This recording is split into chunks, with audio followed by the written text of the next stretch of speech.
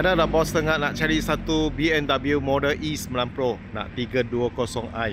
Nak kereta ambil balik tak payah bikin, nak owner lama ada jaga dengan harga nak paling murah dengan harga berbaroi. Okey, ini hari Mr. Lee baru dapat ni new facelift tahun 2010 320i 2.0 auto. Okey, kereta ni tak payah bikin ambil balik, cat pun cantik, engine, gearbox, suspension semua lawa, aircon pun sejuk lagi. Kereta tip top lah boleh kata. Okey, ini hari juga nak jual harga berbaroi 17,800 saja boleh dapat ini kereta ambil balik pakai saja. Sekarang Mr. Lee review ini kereta, kasih bos tengok. Selamat petang bos. Mr. Lee baru dapat daripada owner ini tahun 2010 BMW 320i E9 Pro 2.0 auto.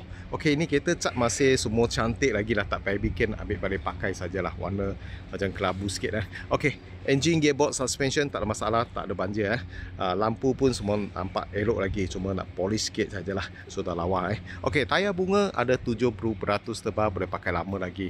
Engine, gearbox semua elok, aircon pun sejuk, dalam interior pun lawa lah. Okey, kereta ni ini hari cuma nak jual harga termurah 17,800 saja. Kereta new facelift kalau new facelift lampu bumper ada lain sikit ni new facelift ni lampu. Kereta memang cun cantik lagi ambil balik pakai saja. Tak ada cat lah, tak ada kemek. Nampak tulang semua cantik-cantik lagi. Tak ada accident ini kereta. Okey, tahun 2010 ni 320i E9 Pro 2.0 auto. Okey, ini hari cuma nak jual harga murah-murah saja 17,800 17,800. Ini kereta masa baru beli 200,000 lebih ni. Ni cuma nak jual 17,800 saja. Condition boleh kata top lah. Tengok dia punya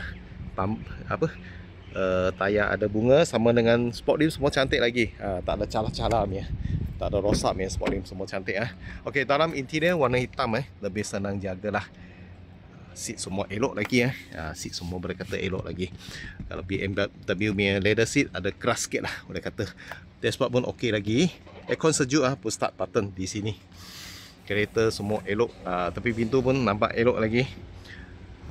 Bawah sedap, suspension tip top. Belakang pun semua kurang duduk lah boleh kata. Condition memang boleh kata elok lagi lah. Ini tepi semua cantik lagi. Tahun 2010 new facelift E9 Pro 320i. Harga cuma 17,800 sajalah. Kalau bos minat, kontak Mr. Lee. 17,800 tambah 400 untuk tukar minit dengan inspection. Tak ada processing fee Okey, kalau bos mau kontak Mr. Lee. Setiap hari Mr. Lee akan post 2 video. Tolong bos dapatkan kereta terpakai harga termurah dekat Malaysia. Sila follow Mr. Lee punya video. Sekurang-kurang boleh dapat kereta yang bos suka lah.